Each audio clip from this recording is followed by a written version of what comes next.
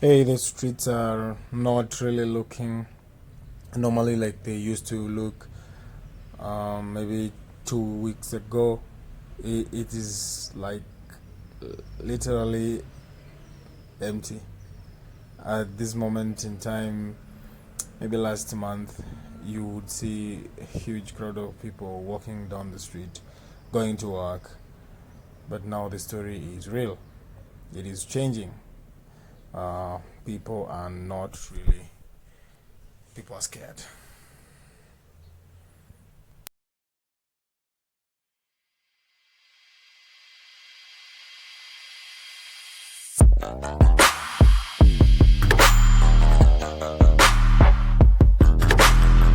Yo, that's the box 254.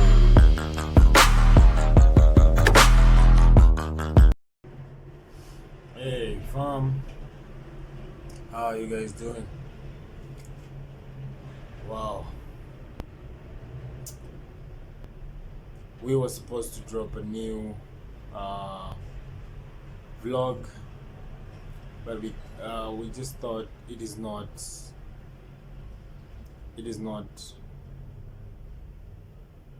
good looking in the sense whereby if we actually focus on doing vlogs right now with the pandemic around, it will look like selfish. Yeah. Um, Seeing everything happening, like the total lockdown with the government, and I just realized that sometimes you don't need to you need to give hope. Give hope to your friends, give hope to your peers that this shall just pass. But we also need to understand the times, because all these things were predicted they would happen. Like in the last days, they say there will be wars, there will be diseases, there will be all sort kind of bad things. There will be bad things. So you, if you're a Christian, you know what's going on. You should be like ahead with the events. You don't need to really look for very strange reasons. You just know that however it happened, it was prophesied. Whether it was created, whether it just happened, these things were prophesied. Yeah, so this is the time you can use this, like maybe when they say self quarantine, you can use the time to actually reflect and see whatever is going on, like how is it impacting your life. I can imagine the single mothers who are they're relying on daily hourly pay to put food on the table. I don't know how this is going to go down, but we should also put our trust in the Lord. You see, when the government say you self-quarantine, you wonder whether the situation is out of their hand. And the only person who now you can run to is God. Because self-quarantine means you're on your own. You're on your own doctor. But this is not the time to actually come and start threatening people or making people feel like, yeah, the world is ending. It is a time to actually just reflect on your life. Like, what if, etc., what if the world ends today? Where is your position? Where are you going to stand at? It doesn't matter what you believe in, but now you need to give a good reflection. Yeah, so one thing that Christians should do, that is basically for Christians, you should also just soak yourself in prayer and maybe even fasting. God can reveal for you many things concerning this pandemic. And I just there's one thing that despite of everything, there's one thing that I think you should also take advantage of. The time that you have with your family, you can sit down and actually just talk about things you guys have never talked about. Because when you are like it is a lockdown,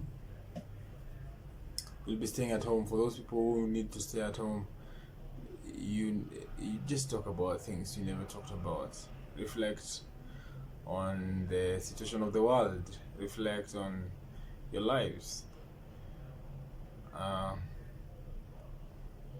it is very evident you cannot wish this thing away, like just wishing away, because the streets are literally empty.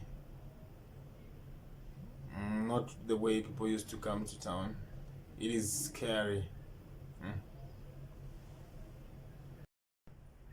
Okay, making memes and jokes about this particular pandemic.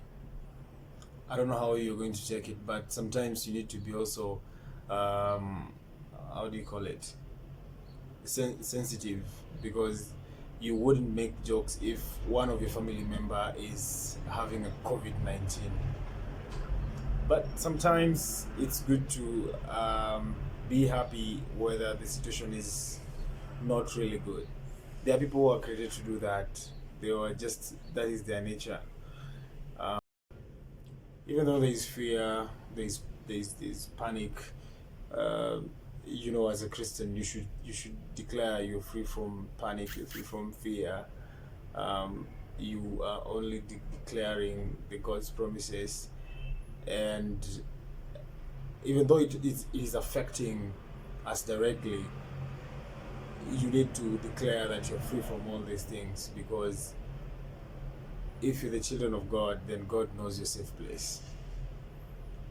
You just need to pray that God brings healing and He brings joy to where there is no joy, like where there is sadness. He restores, like, because He's the restorer. He restores everything. I've seen Him restore people who nobody liked them, people who were never respected in the society. He's a real restorer, and He can do things that like your imagination can never get. Like, He can turn over the tables. Maybe your enemies thought that you're done, but then now is when you're starting. So He's a restorer. Like, maybe the economy is going down, everything is shutting down. I believe that God is going to restore every single bit of those things, because sometimes he allows these things to happen so that we can actually run back to Him, so that the glory of His glory can be be restored again. Like, how can I put it? So that the glory can go back to Him. There's nothing like God is dead. I know atheists are on the rise right now. They're asking, why is God not coming in for us? That's funny. But God is the restorer. He has to let the situation happen so that He can actually select His children, and those people want to come in on His side. Because if things were really just that good, we couldn't know who is a real Christian and who is not. So He will restore every single thing back to normal, and we should believe that as Christians. As long as you're walking on the face of the earth, you need to have that kind of hope. Cheers, guys.